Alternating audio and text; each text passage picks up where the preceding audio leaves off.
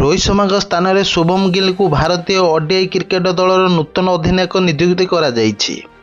ଧୋନିଙ୍କ ପରେ ଯେପରି ଯୁବ କୋହଲିଙ୍କୁ ଅଧିନାୟକ ନିଯୁକ୍ତି କରାଯାଇଥିଲା, ସେହିପରି ରୋହିତଙ୍କ ପରେ ଏବେ ଯୁବ ଗିଲଙ୍କୁ ଅଧିନାୟକ ନିଯୁକ୍ତି କରାଯାଇଛି।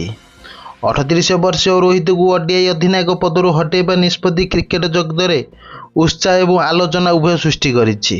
ପୂର୍ବତନ ଭାରତୀୟ ସ୍ପିନର ହରଭଜନ ସିଂ ଗିଲଙ୍କୁ ଅଧିନାୟକ ଭାବରେ ନିଯୁକ୍ତି ପାଇଁ ଅଭିନନ୍ଦନ ଜଣାଇଥିଲେ ଏବଂ ରୋହିତଙ୍କୁ ଓଡିଆଇ ଅଧିନାୟକ ପଦରୁ ହଟାଇବା ନିଷ୍ପତ୍ତି ଉପରେ ମଧ୍ୟ ପ୍ରଶ୍ନ ଉଠାଇଥିଲେ।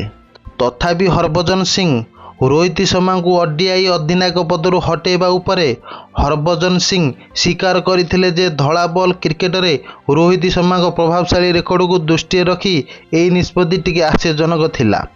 ହରଭଜନ ଆହୁରି କହିଛନ୍ତି ଯେ ରୋହିତ ଚାମ୍ପିୟନ୍ସ ଟ୍ରଫି ସମେତ ଅନେକ ଟୁର୍ଣ୍ଣାମେଣ୍ଟରେ ଭାରତକୁ ବିଜୟ କରାଇଛନ୍ତି ଏବଂ ଭାରତୀୟ କ୍ରିକେଟର ସ୍ତମ୍ଭ ମଧ୍ୟରୁ ଜଣେ। ସେ ଏହା ମଧ୍ୟ କହିଛନ୍ତି ଯେ ସେ ଭାବିଥିଲେ ଯେ ଯଦି ସେ ଅଷ୍ଟ୍ରେଲିଆ ଗସ୍ତରେ ଯାଉଛନ୍ତି ତେବେ ତାଙ୍କୁ ଅଧିନାୟକ କରାଯିବ।